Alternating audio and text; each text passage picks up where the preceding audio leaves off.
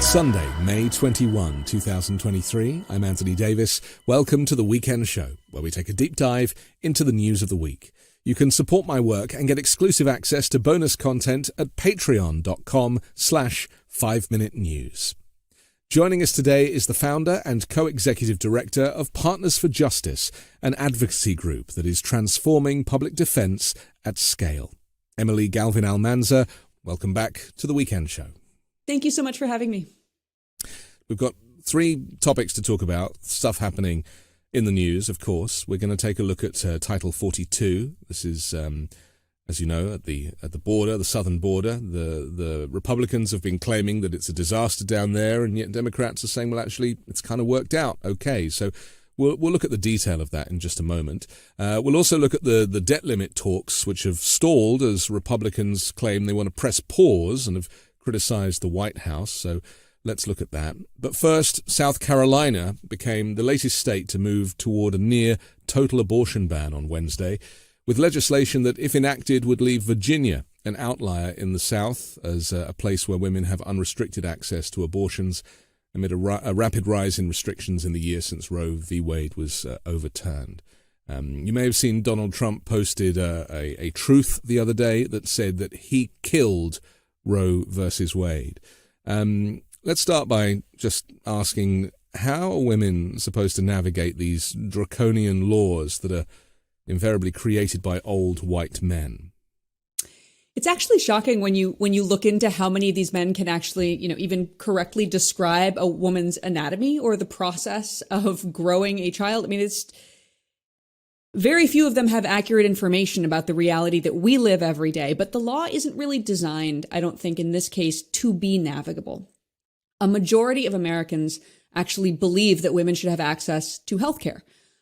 So what we see in these politicians who are crafting laws that go against what a majority of Americans actually believe, we see an attempt essentially by a minority to create a legal structure that is masquerading as law, but is in fact just a series of traps. That means that when you hear something like 12-week ban, what we're actually seeing is increasingly short restrictions on the amount of time in which anyone with a uterus who wants to seek this form of medical care has to jump through innumerable hoops that are designed to be pretty much impossible to navigate, or else risk prosecution. And I think that last bit is really important too, because we're seeing statutes that are likely to not be understood by the majority of people trying to comply with them or navigate them, that subject half of our population to potential criminal prosecution. Actually, more than half when you consider medical professionals who may be assisting. I mean, it's really shocking to think that a minority of Americans have succeeded in constraining the healthcare and practice of a majority of Americans with criminal penalties on the line. And claiming that it's God's work, right? That whole separation of church and state has been thrown out of the window. And so therefore the argument for it is really completely flawed, because, as you say, it's not, that for women who need to access abortion, God is not really a factor in that moment. Well, I think it's what I would say is that it's not the government's role to speak in the voice of God. Yeah. What I would say is that for any person who needs to confront a decision about their own life that weighty, in their personal relationship with any form of higher power or spirituality or moral code, I am sure that every individual takes that decision in a way that reflects their own process and beliefs and is appropriate, because guess what? When it comes to a person making decisions about their own body and their future and their life, it is appropriate for them to navigate that through whatever mental framework is most important to them. What's not appropriate is for their government to adopt a one-size-fits-all morality, which our founding fathers actually tried very hard to prevent the government from taking on, and apply that one-size-fits-all morality to a vastly diverse body of constituents who may or may not adhere to that reality. The other thing I would say is what they're doing doesn't just impact that sort of individual decision between a person and their own conception of their future. It's also impacting millions of doctors and nurses and practitioners and hospitals and administrators and pharmacists. And like, there are hundreds of thousands, if not millions of Americans trying to navigate these restrictions in a way that fulfills their value in society, right? Which is to be medical experts, to know what should or should not be done medically, and to have their medical expertise undercut by some state representative's sense of universal morality is a very strange position to be in as a nation. I personally don't think some guy's religion should be more important than my doctor's opinion about what I can and cannot survive. But we saw there's a similar thing during the pandemic where governors were making public health decisions because they didn't want to follow what DeSantis recently called Fauciism. And you know, that just blows my mind because there's going to be another pandemic. And DeSantis was just saying, well, we will never allow Fauciism to, you know, come to the whole country. Actually, he was referring to the whole country because he's, you know, pushing to be the president. He's not just talking about Florida anymore. But there is no kind of intellectual value in governors deciding clinical issues without advice or consensus, whether it be for a pandemic or whether it be for women's healthcare. And so it's almost like governors have now taken on this godlike quality in their own states. It's not just governors. There's a broader trend in the American right of anti-intellectualism and also anti-expertise. I remember back to the days of George W. Bush, when there was a lot of discussion about how he just comes across as a regular guy. You know, he doesn't feel like he's smarter than you. And that's very attractive. But where this has gone in the US is a feeling that nobody should be an expert, that any layperson with the ability to do their own research on Facebook should be treated with the same level of authority and expertise as a person who has maybe dedicated the last 35 or 40 years of their life to studying a given subject. And it's baffling because the politicization of expertise has made us into a country where we no longer get the full advantage of our own intellectual horsepower as a nation. We're an amazing country. We have innumerable people who are the top expert in their field globally, who have defined new, frameworks and broken new ground in things that we all should want to know a lot about. How to save the world from climate change, how to find, habitable planets beyond our own, how to defeat a novel virus. Like, these are things renewable energy. These are things we should be really excited that we as a country have the capacity to understand and take on. But instead, the right has somehow managed to turn a great number of people into folks who are innately suspicious of anyone else's expertise. But in other words, that's what makes America the greatest country in the world, isn't it? When we talk about America being the greatest country in the world, it's its people, it's its experts, it's its poets, and it's its artists. This is what makes America great. And to devalue those people, those scientists and those kind of great historic characters, because obviously history is being rewritten as well, is just contributing to the downfall of America's greatness, despite the slogan of the MAGA Republicans. Yeah, it used to be a feeling of shared greatness, right? That the scientists who came here and discovered incredible things, even if they weren't born in the U.S., had become American and had chosen to be one of us, or somebody who's, grew up here on a farm in Iowa and grows up to be one of the most cutting edge, brilliant engineers in the world. I mean, these are things where we used to, as Americans, feel that was our achievement and that we could be proud of their greatness because it made our country great. Now there's a sense of odd competition and a feeling that many people are threatened by the greatness of their fellow Americans, which is an incredibly toxic place to be in, which, as a country, we can't advance. If half of us are upset at our achievements, where do we go from here? Let's just go back to abortion for a second, because this is more than just about, the procreation and the kind of gestation of a pregnancy. This is also about control, isn't it? This is about controlling half the population and men controlling women. This kind of goes back to some kind of ownership of years gone by. This is the period that, if you ask a lot of MAGA Republicans when America was great, they often reference a period even before Roe. I mean, do you get a sense that that's what some of these people are secretly craving? Oh, absolutely. Absolutely. And it's not just as applies to abortion. It's the rights of LGBTQ Americans. It's the rights of trans Americans. It's unwillingness to confront or even allow people to talk about the systemic racism in our public infrastructure and systems. But it's reflective of another political problem, I think. Most Americans don't agree with these extremist views. The views we see playing out politically in modern Republican legislation are not majority views. They're not even really terribly mainstream.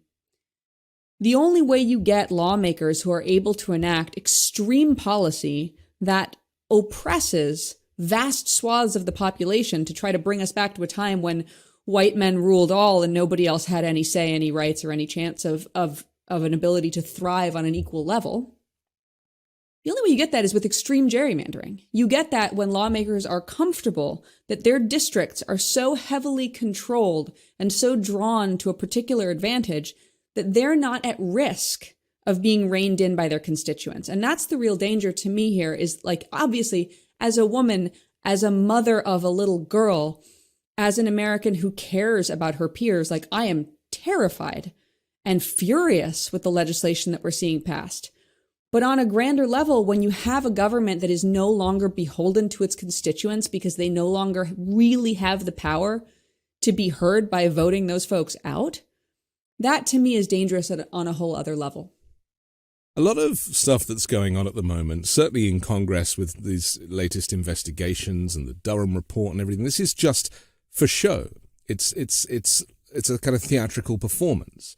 And I feel the same about Donald Trump's presidency. It's like he was performing the role of president. He was pretending to be the president, but he wasn't really president.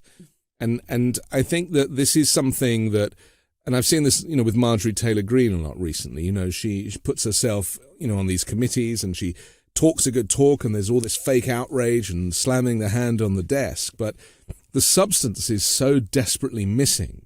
And as, we'll find out, especially off the back of this latest FBI investigation that Jim Jordan is trying to do, that these things often come to nothing. And it's the kind of performance aspect which is important to them. And then they kind of go quiet when the results are investigated. I mean, how can a country run when one side is just pretending to be the government? It's interesting to think about. It's, we have an expression in the West. We say somebody's all hat and no cattle. What we're seeing here is like we have a similar one, which is maybe a bit inappropriate for this, but we would say fur coat and no knickers. Oh, I like that so much better. Yeah. That is evocative.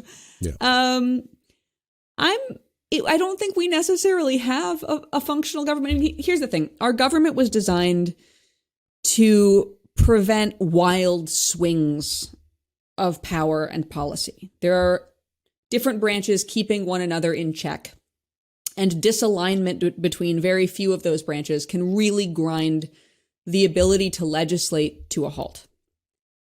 What this model does not contemplate is exactly what you're talking about, which is what happens when one side adopts a mentality that what is important is power.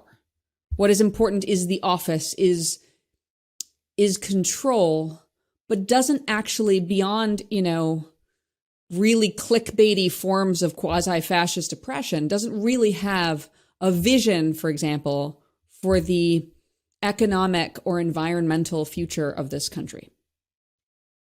When you get to a point where half the government is not operating in good faith, it's really hard to continue to seek stability or even progress with this model. I think we see it a lot right now with conversations about expanding, or really, when you think about it, unpacking the Supreme Court.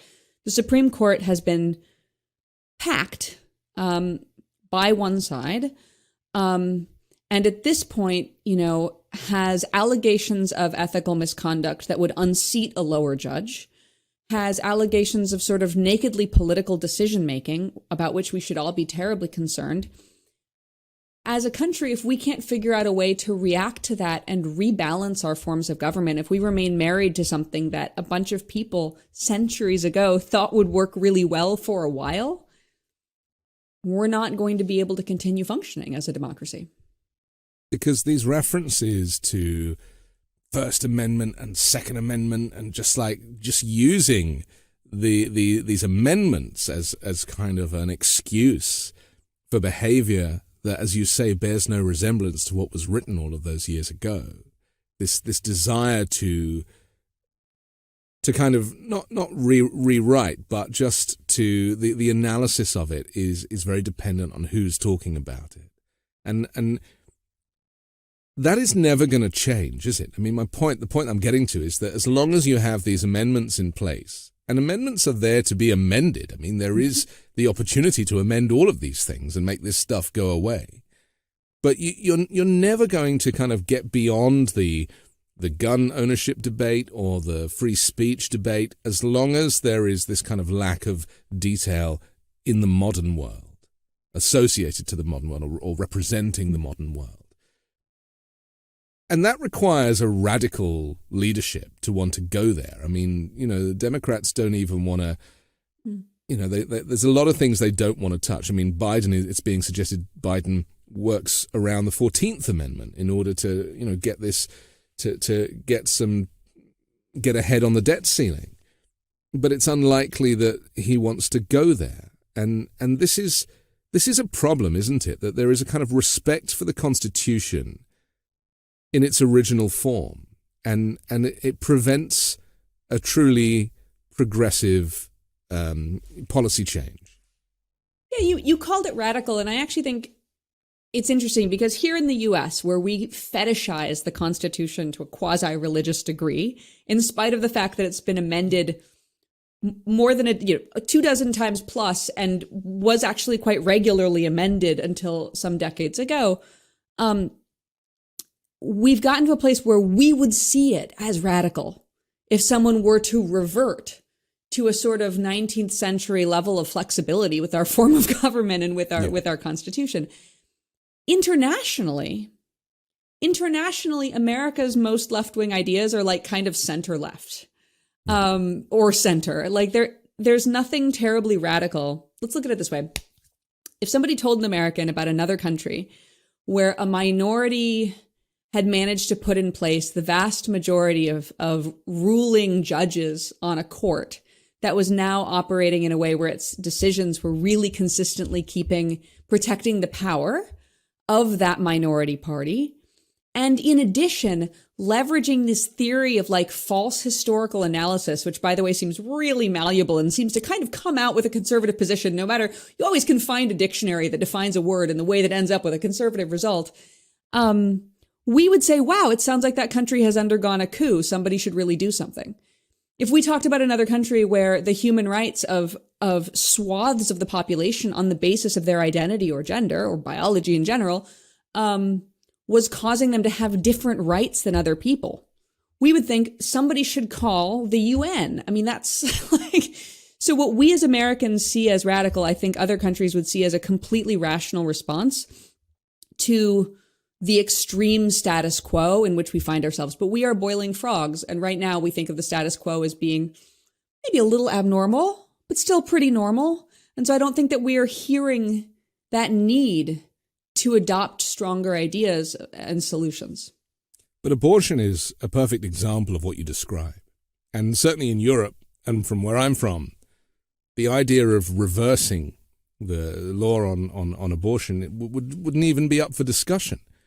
Because countries evolve, humans evolve, societies evolve, cultures evolve, and you get to a certain place where you can only continue to move forward. And we don't use the word progressive in the UK. That's not a word. We are a social democracy.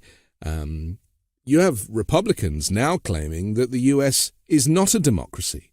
They call it a constitutional republic. They again are rewriting the story, the story of democracy in America by being very binary with their language. And unfortunately, people believe that, because it makes sense, doesn't it? It's like, well, hang on a second. You're right. Where does it say democracy? That's very dangerous. It is very dangerous, and it's reliant on something you and I have talked about before, which is it's reliant on the state of the American educational system. Yeah. I mean, the reason you see conservatives of this ilk attacking public education and attacking schools and defunding schools and restricting what they can teach and emptying the libraries is because that kind of QAnon style argumentation, like, well, I don't see this word here. So I think that really, that type of argument only works with a population whose capacity for inquiry and for research has been undermined by the state of our school systems. If you don't teach people how to learn and find out the truth and be, to question their leaders. I'll tell you honestly, you can probably tell that I'm a pretty liberal person, pretty progressive. But I'm constantly questioning the things I hear from the leaders of my party. I disagree with them a lot. Sometimes I think they're really uninformed.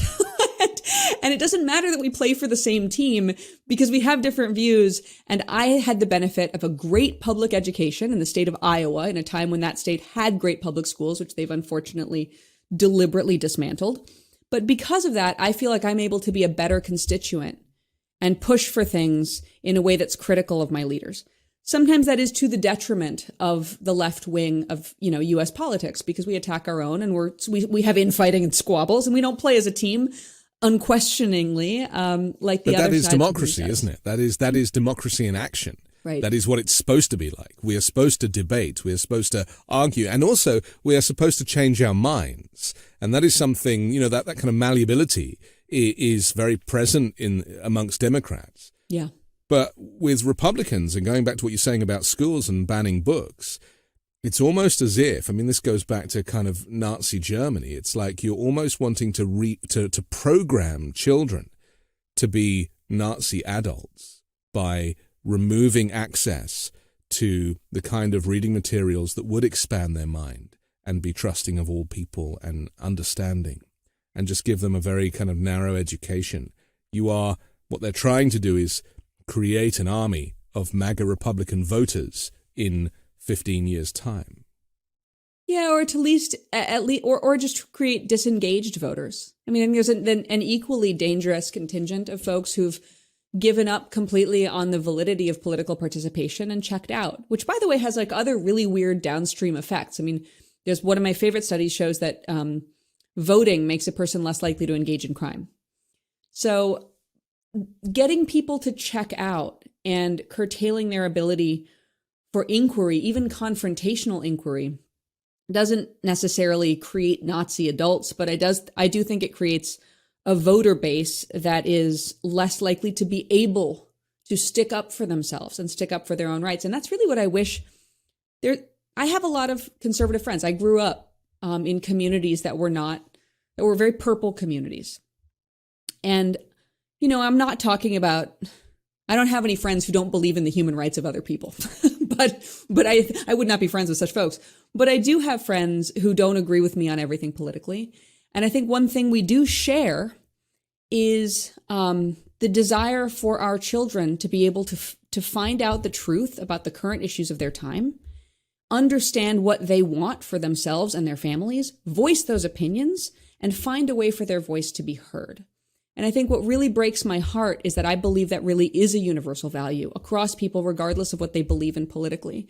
And I think that vast swaths of Americans who live in red states are having that highly desired right taken away from them by their government, who doesn't trust their young minds to do something with that information. Essentially, if somebody's going to grow up to be utterly opposed to me politically, I still want them to be able to make the inquiries that will hone and shape and refine their views so that we can argue about it.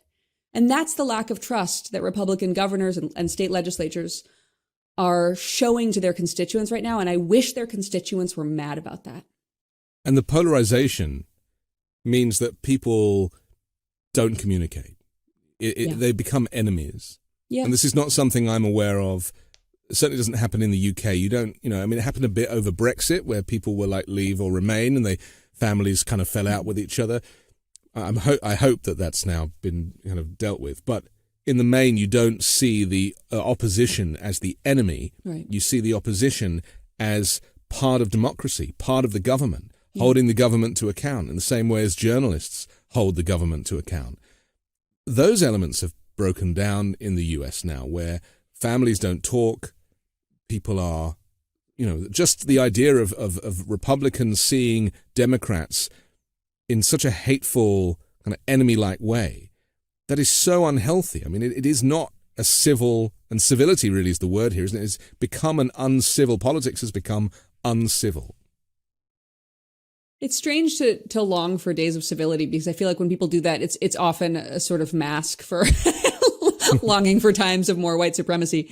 But yeah, I think that it's very difficult to hold on to each other's humanity when many of our neighbors have been led to believe things that attack the fundamental humanity of many of us. I mean, I think that's really that principle of accepting dissent and debate and the marketplace of ideas up until the point where one of those ideas undercuts another person's right to exist. Because we all benefit. This is the thing that's so short-sighted about this hatred, is that if we are able to be civil and to debate and to have kind of energized conversation, we all benefit. It's not just in terms of how policy changes, but it's enriching. And so again, this is almost like devaluing the education of the American, because if you don't engage, as we're talking now, like I will come away knowing more just from our conversation.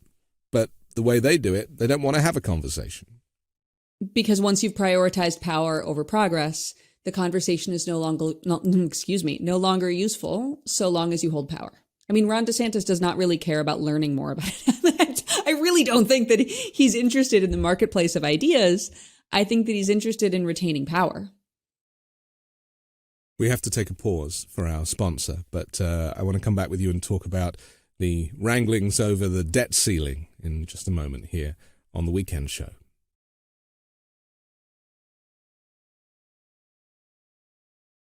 Growing up, cereal was one of the best parts of being a kid. But as I got older, I had to watch out for sugar and empty carbs.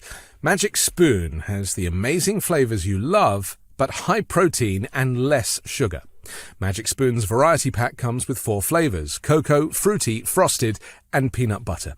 This pack has 0 grams of sugar, 13 to 14 grams of protein, and 4 to 5 net grams of carbs, and only 140 calories per serving. It's high protein, has no grams of sugar, keto-friendly, gluten-free, grain-free, and soy-free.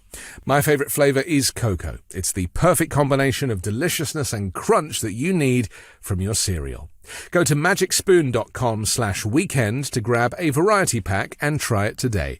And be sure to use our promo code WEEKEND at checkout to save $5 off your order. And Magic Spoon is so confident in their product, it's backed with a 100% happiness guarantee. So if you don't like it for any reason, they'll refund your money, no questions asked. Remember, get your next delicious bowl of high-protein cereal at magicspoon.com/weekend and use the code WEEKEND to save $5 off. Thank you, Magic Spoon, for sponsoring this episode.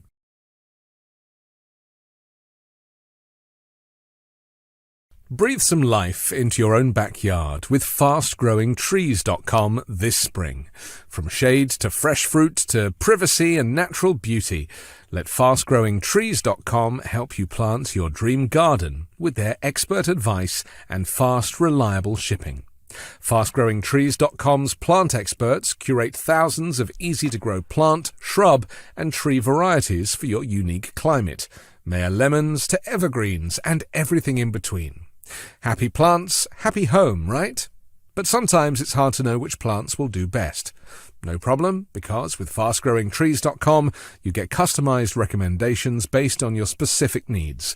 Plus, their plant experts are always available to help keep your plants growing healthy through the season and beyond. No more waiting in long lines and hauling heavy plants around. With fastgrowingtrees.com, you order online and your plants arrive at your door in just a few days. I love Fast Growing Trees because I found the Alberta peach tree I was looking for at a great price, and you will too. And with Fast Growing Trees' 30-day Alive and Thrive guarantee, you know everything will look great, fresh out of the box. Join over 1.5 million happy Fast Growing Trees customers. Go to fastgrowingtrees.com/weekendshow to get 15% off your entire order. Get 15% off at fastgrowingtrees.com/weekend.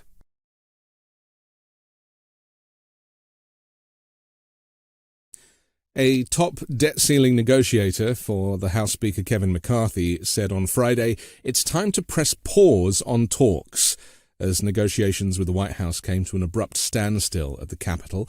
This is Representative Garrett Graves, tapped by McCarthy to lead the talks. He emerged from an hour-long session and said gaps remained between House Republicans and the Democratic administration. He said it's time to press pause because it's just not productive. I mean, I could have predicted this, Emily, the idea that they'd be like, you know something, we don't agree. And I mean, to all intents and purposes, the Republicans are prepared to not vote to raise the debt ceiling. They want to crash the U.S. economy, which will in turn crash the world economy and stock markets, make life very difficult for people. And the U.S.'s credit will be downgraded yet again, as it has been previously. I mean, this is a disaster, and yet Donald Trump, who said on the CNN town hall, well, I want them to default. I mean, he is pushing for this.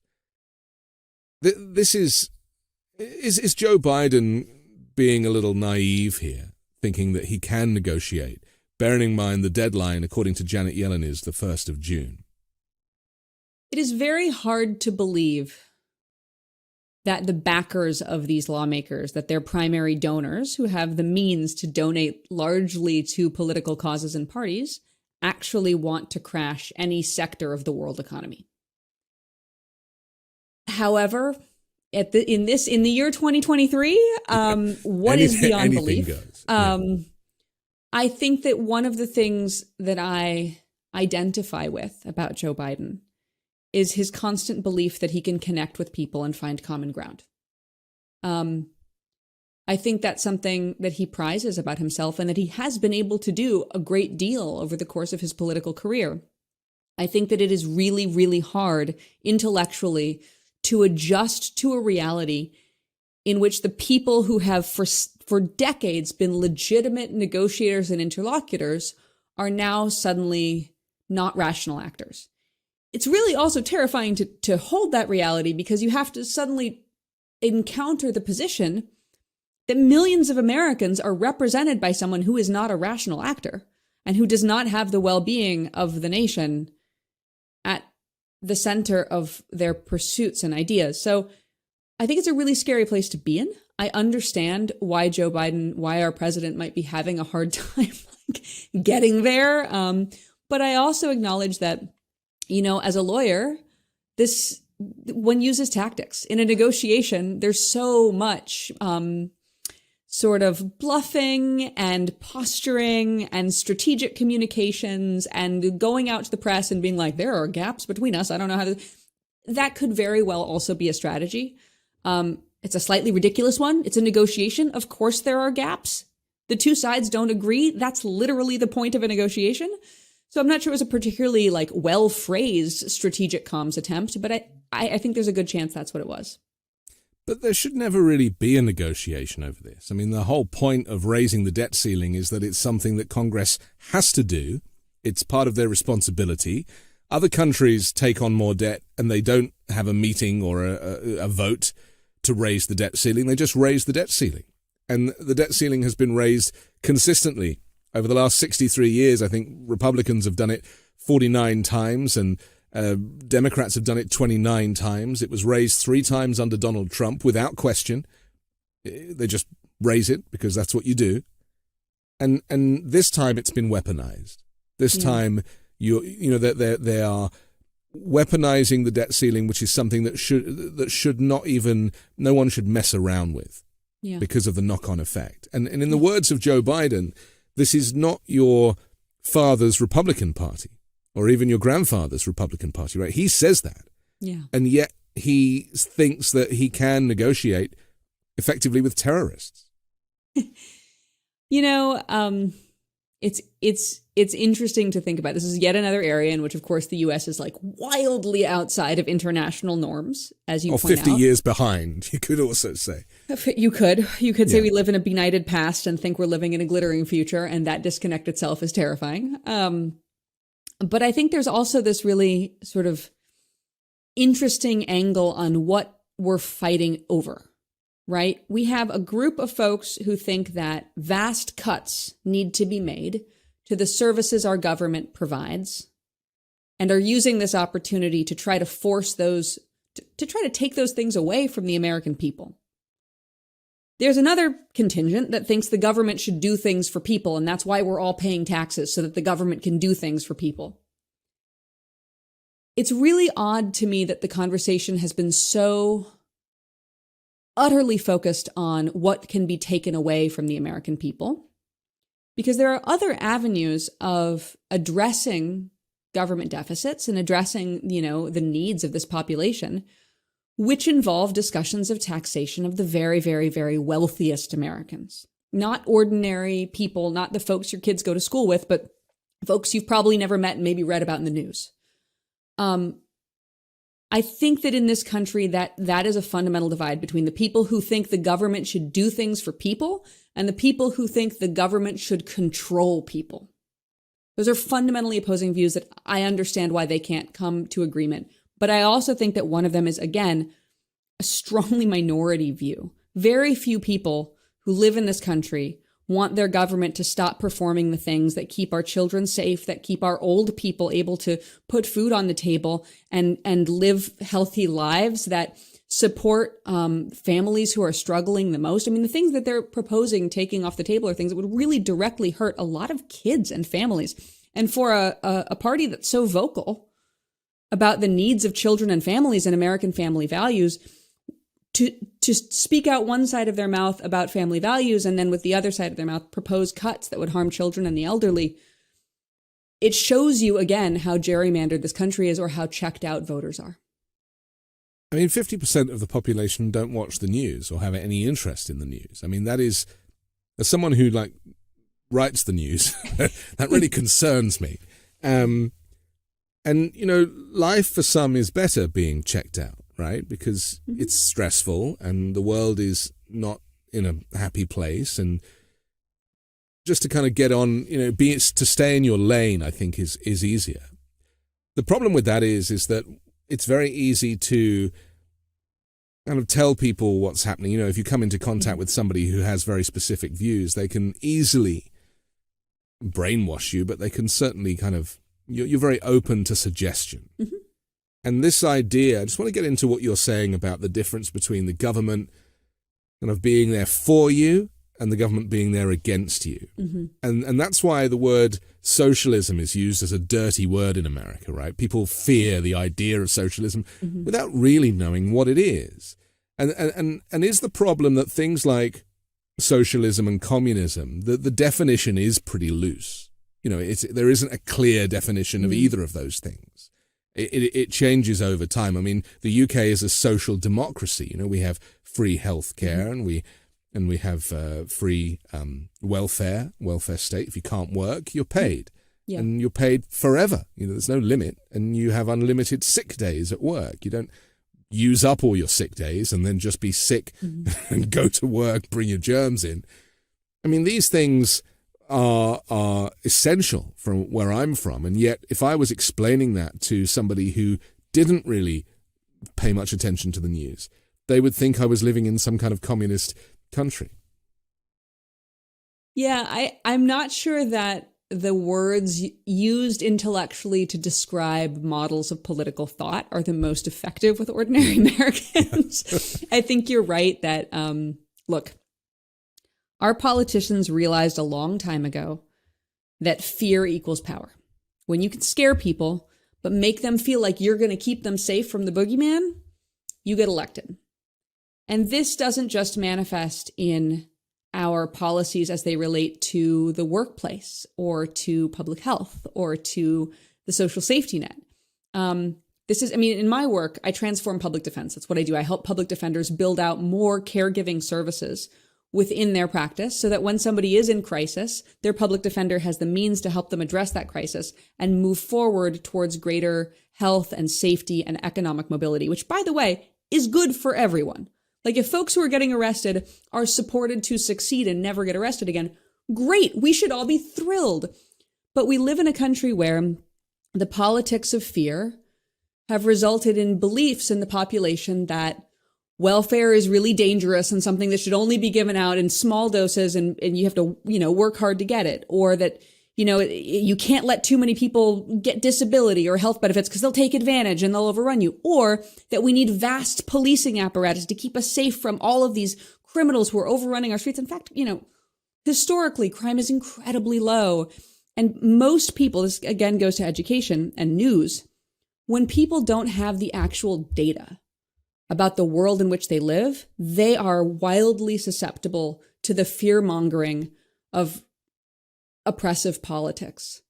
And so, yeah, you're right, we're wildly out of step with the world, but that's because we've given up our ability to get the information that can help us know when politicians are lying to us to keep us under control.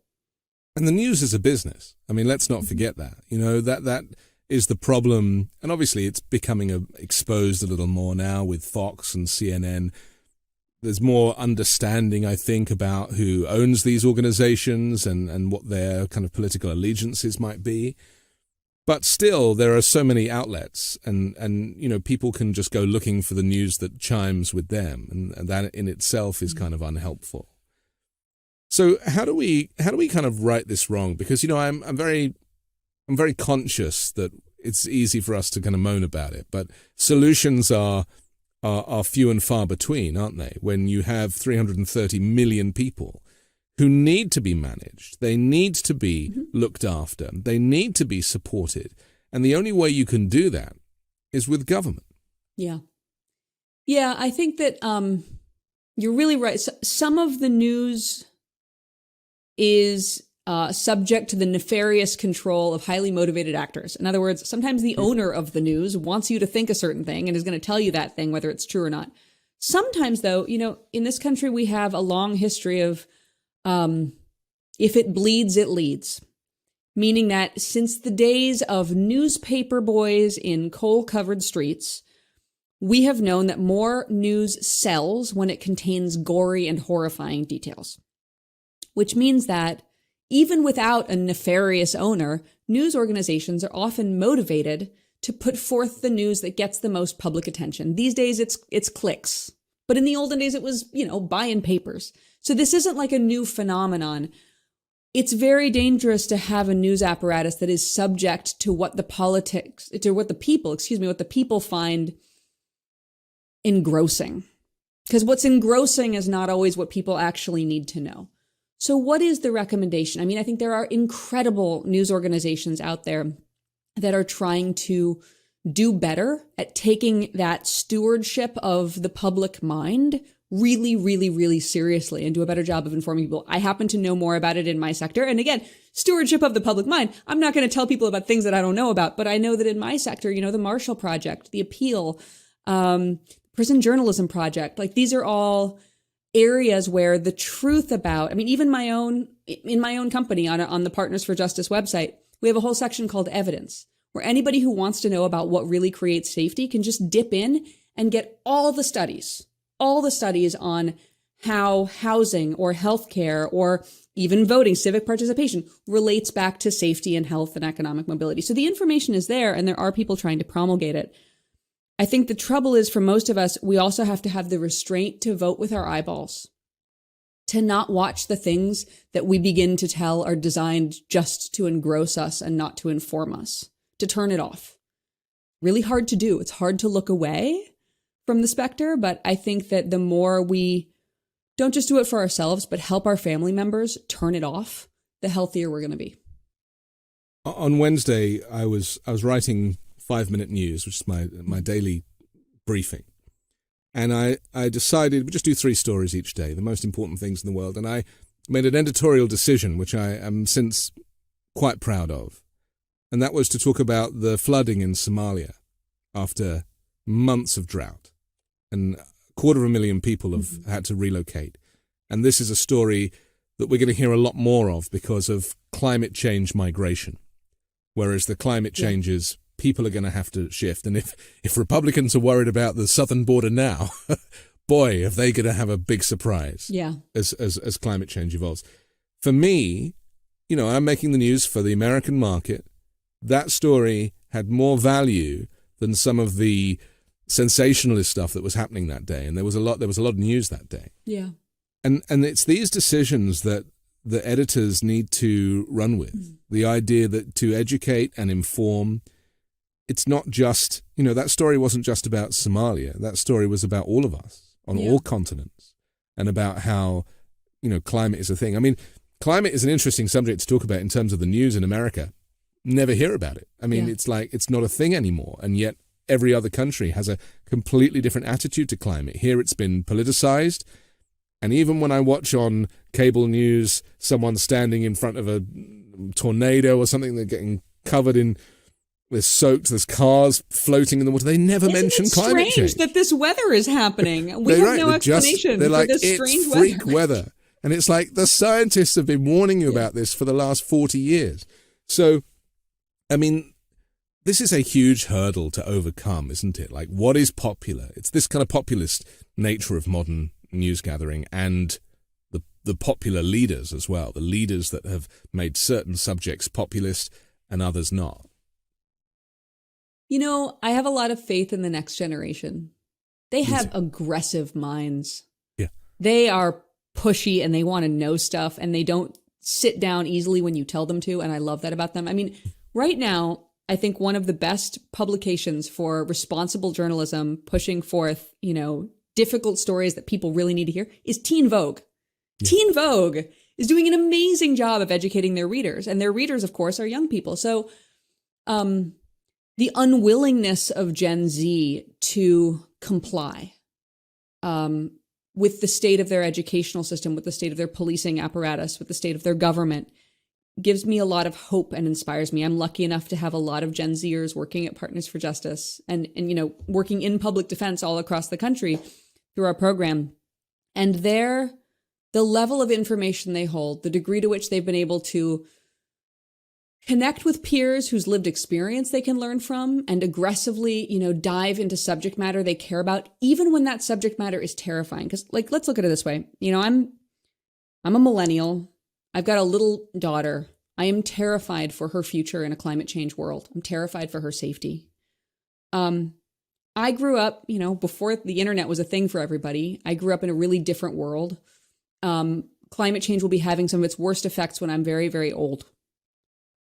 The people in my program, many of them are going to be experiencing the brunt of it in the prime of their life. They've had to grow up in a world with school shootings all the time, every day, and mall shootings and shootings everywhere. They are never safe. They've grown up in a culture that is wildly accepting and embracing and inclusive of diversity, but in which many governments want to violently oppress their peers and friends and loved ones. So they've grown up with a terrifying future, constant violent threat, government oppression, not to mention all the news stories about how these Gen Zers are in the workplace. My God, they're so difficult. Yeah. They've had so much crap thrown at their faces and they remain invested in our future as a nation and trying to change things. How can we not stay engaged when they're out there doing that? I agree.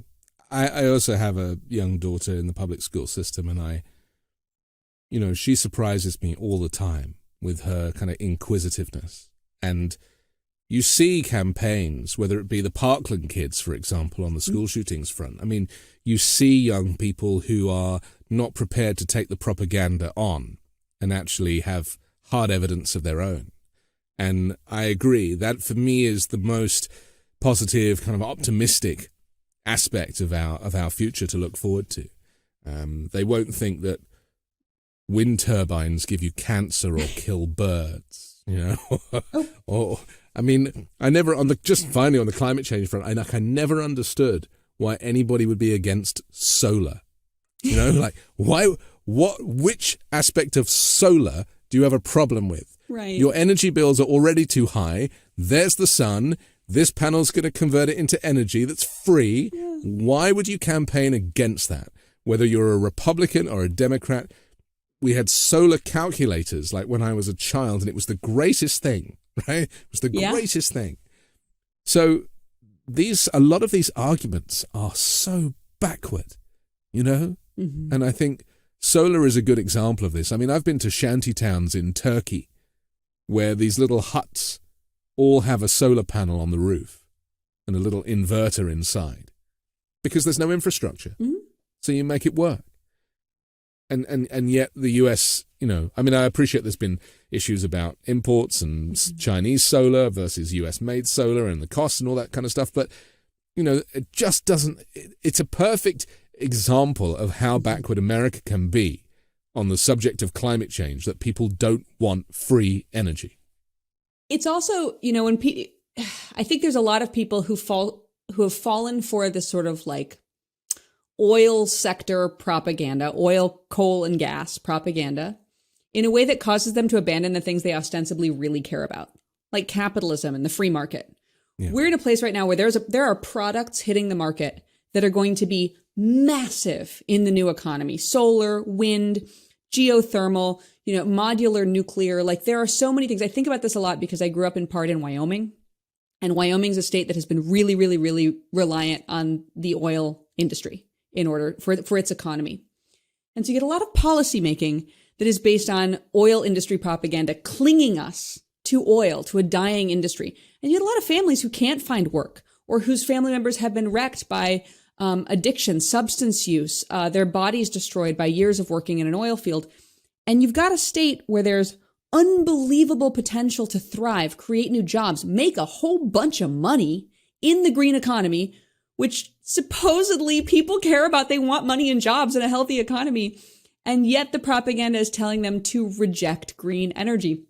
That's starting to chip away a little bit in Wyoming. And I'm actually really hopeful that there's going to be a tipping point where enough people realize, there's buckets of money to be made here if we just switch to the next generation economy instead of clinging to the old one, and stop letting people whose business isn't going to work anymore tell us what to do. Unfortunately, oil companies have been telling us what to do and what to think for a long time as well. And then their investment in propaganda has been as significant as their investment in digging oil out of the ground. Yeah. And that's obviously very hard for people to kind of get their heads around what is real and what's not real. Let's just go back to the debt ceiling for just a moment, because isn't it interesting how people don't realize how an economy works, and how most countries take in fewer tax dollars than they spend, and how debt is a normal part of running an economy. And that because, apparently the average credit card debt for the average American is around $35,000. I mean, America is very credit heavy. Yeah. Credit checks for everything. You want to rent an apartment, credit checks. You want to lease a car, credit checks. We don't really have that in the UK so much, interestingly. It's like, I never really knew what my credit was. It wasn't a thing to worry about and in the same way that a bank account was free. Here I have to pay for a bank account. If I want to write a check, I have to pay to get a stack of checks, Mm-hmm. All of that stuff is just free where I'm from. Again, understanding the difference between the way Europe works and the way America has convinced people that nothing is for free. Yeah. And actually, the government will spend money to bring services, and you work with people who need these services and access to these services. How much do you feel that organizations like yours have to fill in the gaps that government is not providing? I mean, how much more money could and should the government be spending on making life just livable for so many people? I'm really glad you asked me that. I had an article come out on Friday about just sort of comparing the state of our national debt to the state of the individual debts that are created by our incarceration system, our punishment system, which we do a lot of pretending is about, restoration, is pay your debt to society, and then you just resume your life. Actually, most people come home from incarceration with $13,000 in debt in a country where the average American cannot afford a $1,000 emergency. And it sort of unpacks the subsequent forms of financial devastation that our government is actually causing for the nearly half of American families who've had a loved one incarcerated. So it's really interesting. It's not just about what should the government be giving, it's what should the government stop taking away and stop undermining its own stated goals through cruelties and inefficiencies and old, outdated habits. For my work, it's actually been really interesting. We're working to help more people understand that public defense shouldn't just be about the law. It should be about whole person well-being. And that means that we intersect with a lot of different services. On average, the folks that we are serving, who are public defender clients, are getting 2 to 7 services from our team. Now, that doesn't mean they're coming directly from us. Often the service is signing somebody up for public benefits so they can get access to health care or health insurance through the government or food stamps. Sometimes it's getting somebody into a substance use or mental health treatment program, which far too often is a private entity that costs money. So I think our work has illuminated a great deal of slack that our government could pick up, particularly when it comes to housing and access to mental health care. If I could wave a magic wand, there's actually 3 things that are most related to safety in America: housing, income, and access to necessary care. If a person has a roof over their head, the ability to put food on the table, and access to any mental health or substance use care they need, the chances of them committing a crime are extremely low. If we invested in this, we would be a dramatically safer country. So these are areas where our government has to do better. I think Eric Adams in New York is a perfect example of the opposite of this, which is cutting the things that cause safety and investing instead in more and more police, which don't actually prevent much. They are more of a responsive actor that imposes punishments that have not been shown to stop future crime. So it's a really vicious cycle. I would say, though, that one thing that gives me a great deal of hope is when we advance the case that public defense should be about all of this wraparound care, most of the time, once we show local governments how much their public defender could be a valuable part of public safety infrastructure, those governments say, you know what, you're right. I see the data. I see that your ROI could be an estimated $3 to $6 on the dollar in reduced incarceration. Like, I'm going to invest in that public defender to see if we can do better. So I actually have a bit of hope in local government on discrete issues to invest in smart ways. I just think that upscaling it is really challenging when we are sometimes less of a nation and more 3,142 counties plus the District of Columbia.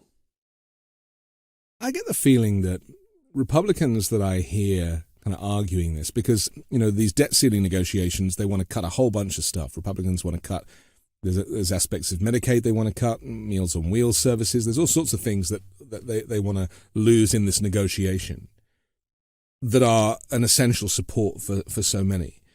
Do you think it's the case that, MAGA Republicans are convinced that they are the perfect species? These kind of white Christian nationalists, they don't commit crimes, they don't need to take any services.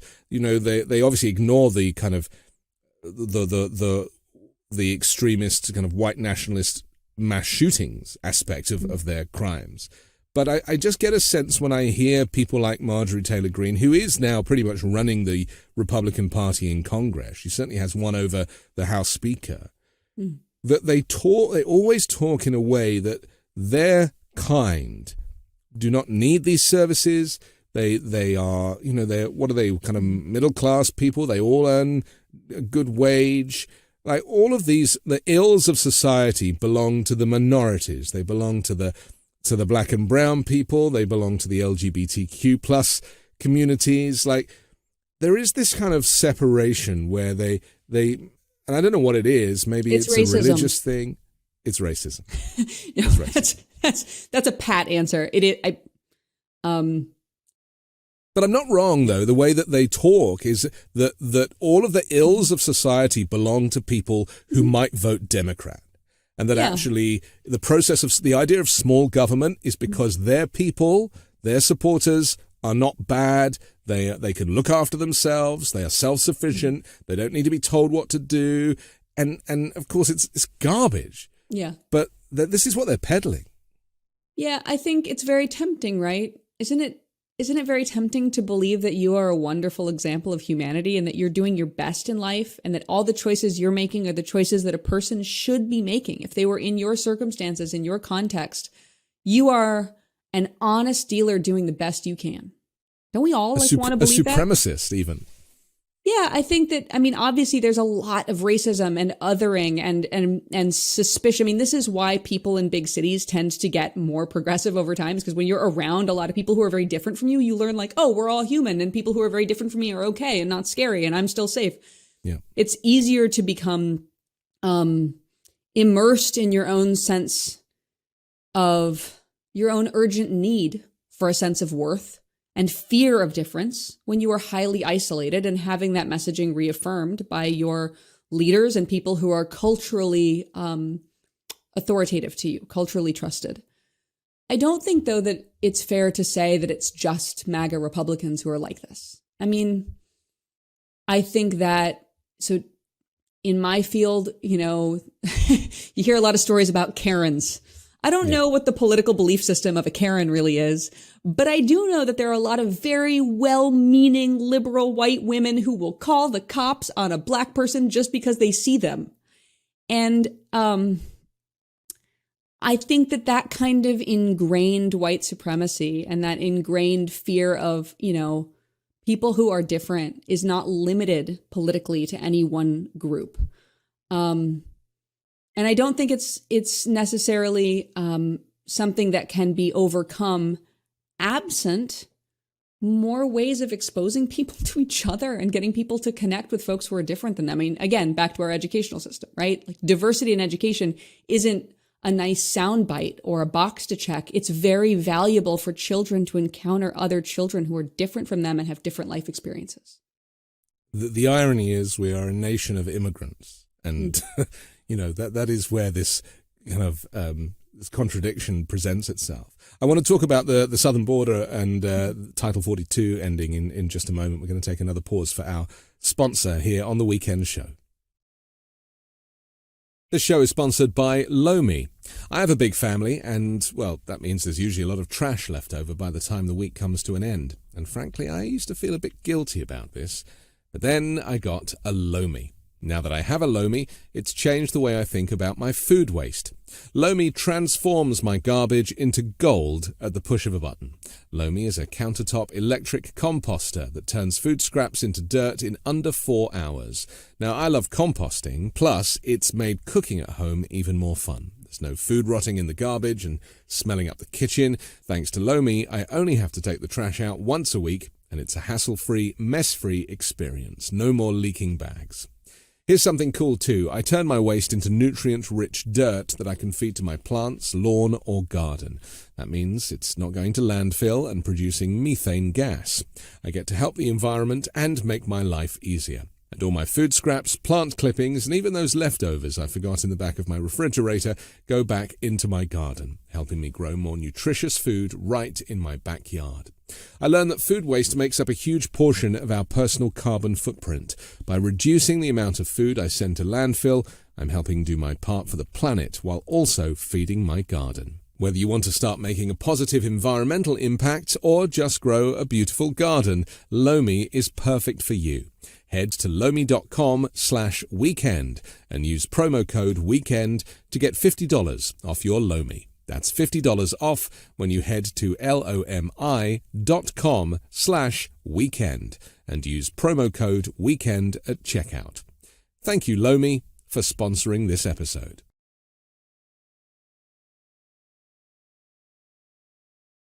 Cold turkey may be great on sandwiches, but there's a better way to break your bad habits. We're not talking about some weird mind voodoo from your wacky neighbour or some sketchy message board. We're talking about our sponsor, Fume, and they look at the problem in a different way. Not everything in a bad habit is wrong, so instead of a drastic, uncomfortable change, why not just remove the bad from your habit? Fume is an innovative, award-nominated device that does just that. Instead of electronics, fume is completely natural. Instead of vapor, fume uses flavored air. And instead of harmful chemicals, fume uses all natural, delicious flavors. You get it. Instead of bad, fume is good. It's a habit you're free to enjoy and makes replacing your bad habit easy. Your fume comes with an adjustable airflow dial that is designed with movable parts and magnets for fidgeting, giving your fingers a lot to do, which is helpful for de-stressing and anxiety while breaking your habit. I gave a fume to my sister, and she was shocked at how flavorful and fresh it tasted. It's easy to hold and perfectly balanced, and quite honestly, extremely fun to fidget with. The real wood material and sleek design definitely classes it up, and she feels pretty cool holding it. Stopping is something we all put off because it's hard, but switching to fume is easy, enjoyable, and even fun. Fume has served over 100,000 customers and has thousands of success stories, and there's no reason that can't be you. Join Fume in accelerating humanity's breakup from destructive habits by picking up the Journey Pack today. Head to tryfume.com and use code WEEKEND to save 10% off when you get the Journey Pack today. That's tryfum.com and use code WEEKEND to save an additional 10% off your order today.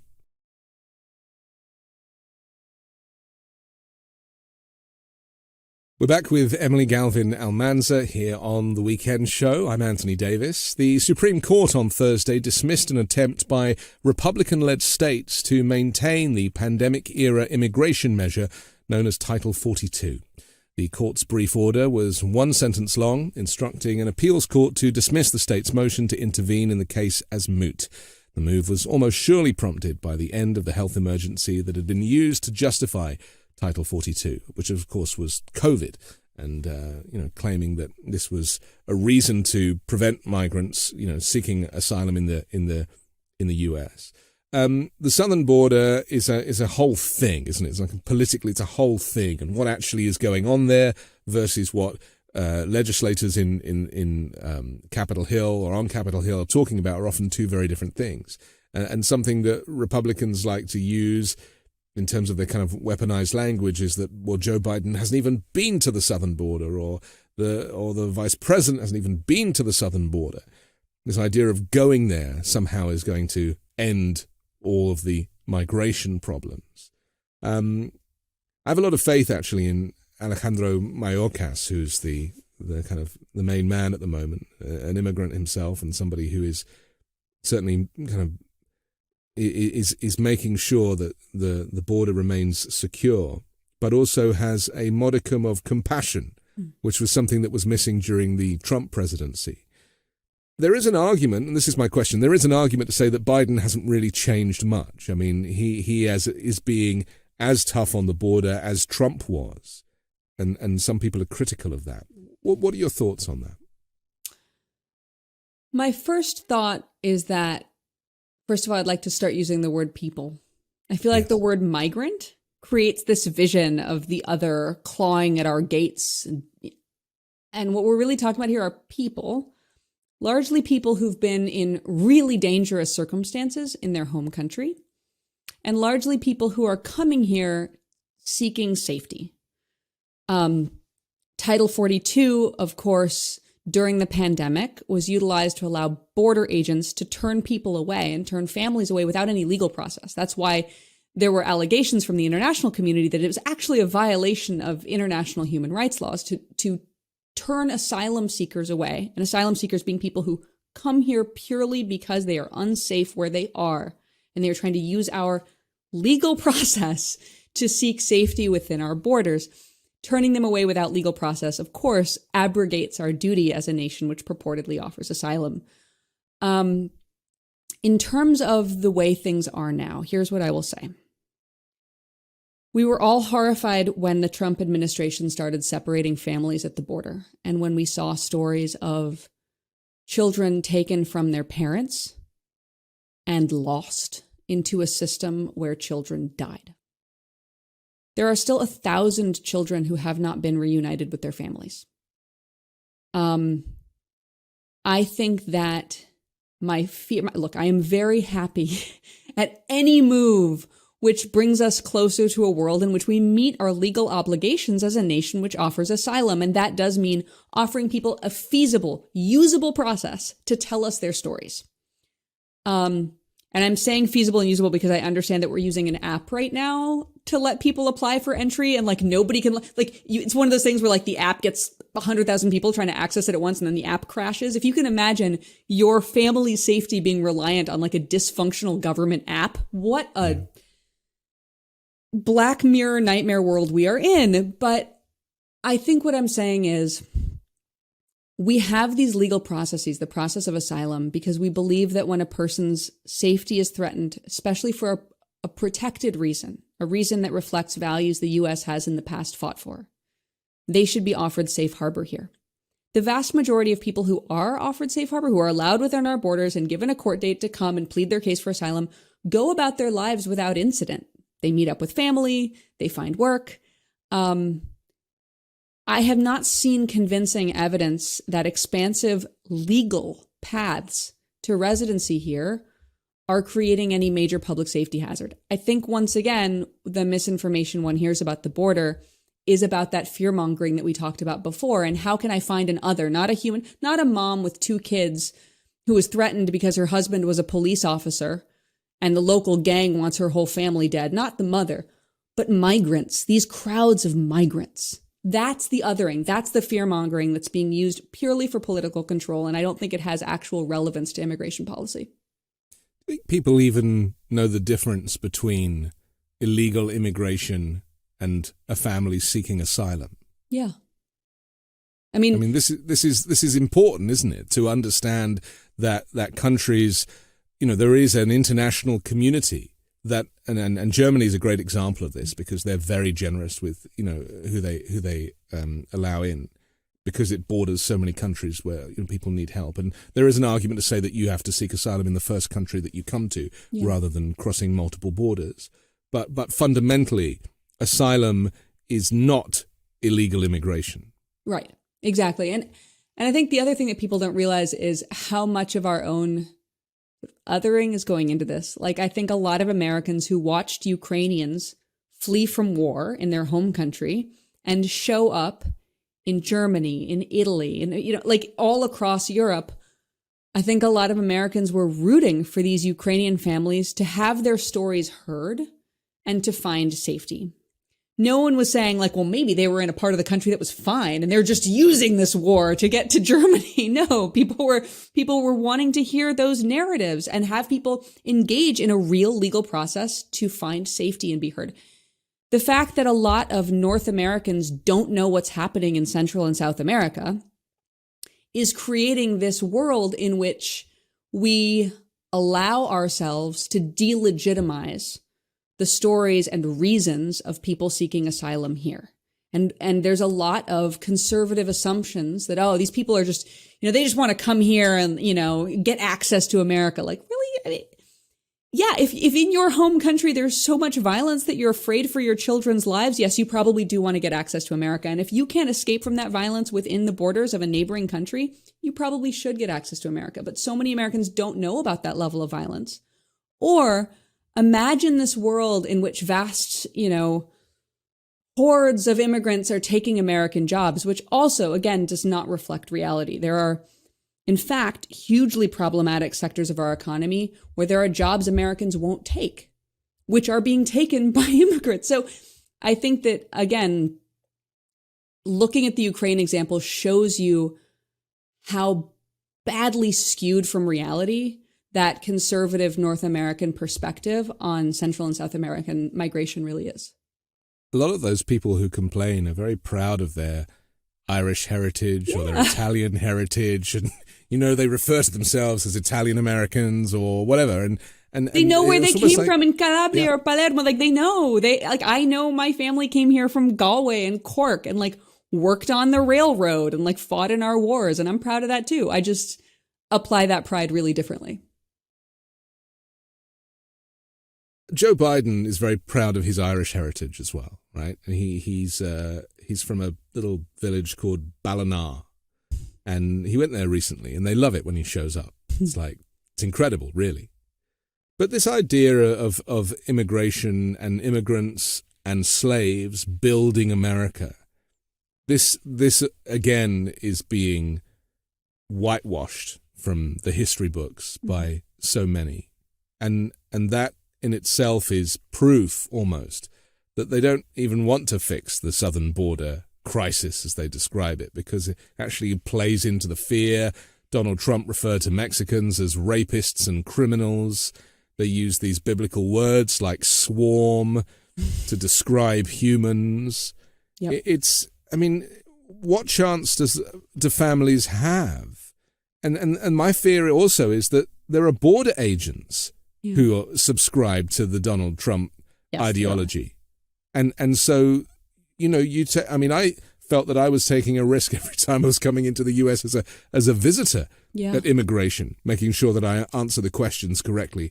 What hope is there for people coming in at the southern border?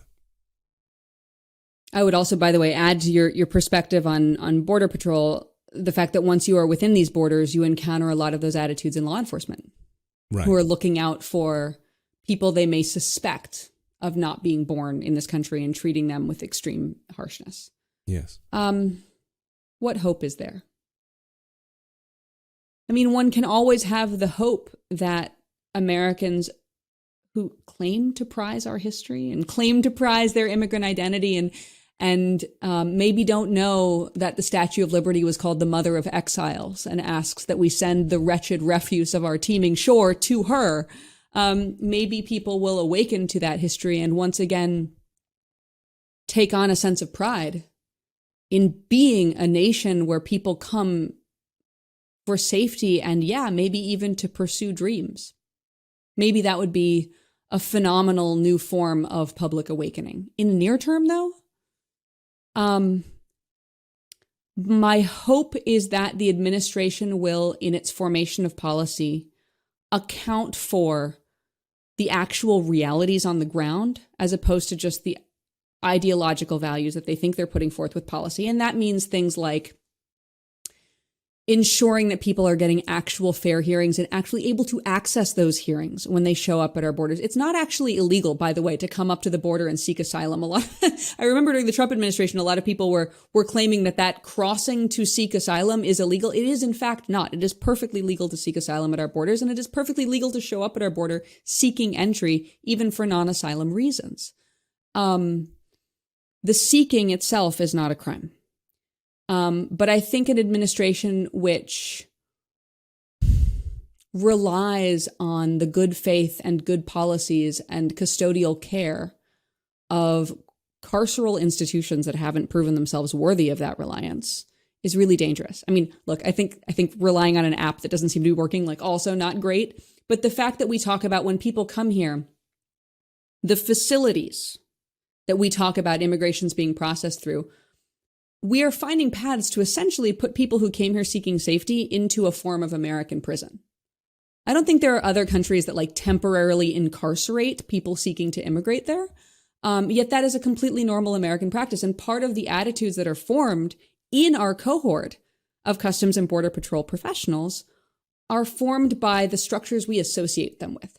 If we make things that look like prisons and operate like prisons and treat people with suspicion as if their activity is not, in fact, legal attempts to enter a new nation, but rather an attempted crime, perhaps even a felony, the more we associate that policing and prison apparatus with our borders, the worse things get. So if I were able to advise that administration, I wouldn't just be looking for better policy right now that can let more people seek legal status.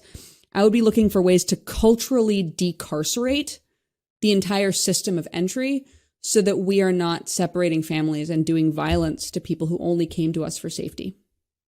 And maybe reminding Americans that all of the stuff that they hold dear, because a lot of it has come from other places. I mean, even the Statue of Liberty was not built in America. Thank you again, France. Very generous. It was a gift from France. And so, this kind of faux outrage goes hand in hand with this kind of fake patriotism, right? Yeah. And to be truly patriotic, you understand, you know your history, you know where you've come from, not just your own history, but the history of others. and all of the great things that make America great, not necessarily again, but certainly this time, are from the minds of immigrants who were smart enough to want to come to America, to leave their homes. I mean, I'm one of them. You know, I lived in London, one of the greatest cities in the world, and yet I chose to come to the US because I thought I would have a better life for me and my children. Yeah, I think it goes back to what we were talking about before, which is the idea that the success of other Americans is our own, right? And that difference and different abilities and different forms of expertise and knowledge, and I don't just mean knowledge learned through study, I mean international knowledge brought here through movement of people across borders, makes us stronger and is not threatening. It's, you know, it's really funny. This is a terrible metaphor, but I'm going to give it to you anyway. My kid's a really picky eater. And if I present her with a new food, she's like, no, that's clearly poison. I will not attempt this tomato. Yeah. And we all, as adults, even if you don't have kids, you probably know that, like, it's good for the kid to be pushed a little bit outside her boundaries and to get comfortable with things that are unfamiliar and new, and it'll make her into a stronger, more resilient person in the long run. Unfortunately, we have a lot of grown adults whose vision of a great America is a completely homogenous world in which everybody looks like them, thinks like them, behaves like them. There's nothing scary. There's nothing different. It's totally familiar. And that, to me, is the great danger. I don't mean to minimize how dangerous that is, because a lot of those people are putting folks in power who are acting against the interests of the majority, or a lot of those people are engaging in armed conflict. I mean, there's like a lot of danger in that ideology among American adults. But it's so odd to me that we understand the importance of difference and exploration and shared achievement in our youngest members, and so thoroughly abandon that when it comes to pushing our fellow Americans to exit their comfort zone and resume our American identity of diversity, of greatness, of an immigrant culture. I mean, that's what's gotten us through the last hundreds of years. I have a working theory that America is the greatest country in the world, but not for the reasons you think it is. And that's something I'm kind of working on. There's a book in me, I'm sure, on this subject, because, you know, all the things that I hear, certainly from the right, about, you know, why America is great and why they want to take it back to this period, I don't know when, 1956 or whatever their favorite year was. They never include the 4 years of Donald Trump's presidency when they talk about making America great again, incidentally. But actually, the reason that I choose to be here in this amazing country are for none of the reasons that they are claiming is the reason America is great. And I think we need to explore that further. Yeah, I often feel very conflicted about it, right? Like, even what I just said, I feel very conflicted about, because those hundreds of years I described also included perhaps the most violent act in human history, which was the systematic oppression, enslavement, and violent, long-standing attack on Black people, which has a legacy to this day that forms pretty much all of our national systems. Yeah, and is still going on. Completely still going on. Still going on. Yeah. And so what's my conflict is, I believe there is greatness in the existence of a nation which is ideologically dedicated to accepting folks who have fled other places and who want to come together not by a shared ethnic identity, but because of an ideology of possibility and progress. That's really cool. I feel weird every time I say the American dream, because what I mean by it is that shared ideology of through difference, we become greater. At the same time, I'm talking about a country that has used that branding while also throughout its history violently oppressing some groups. So it's interesting to think about the America that maybe exists in your head and exists in my head as a possible America, and that emerges from a history where the possible America and the real America have never actually been unified. We have to finish, but I'm very grateful. Emily Galvin-Almanza, thank you for joining the Weekend Show. Thanks for having me. I'm Anthony Davis. Please subscribe to The Weekend Show on YouTube or as an audio podcast. And don't forget to support me and independent journalism at patreon.com/5Minute News. You can subscribe to the 5 Minute News daily podcast. It drops every morning, and hear me telling you what's happening around the world while you make your coffee. Join me next week with a brand new special guest and 3 more factual news stories to discuss on the 5 Minute News Weekend Show with MeidasTouch.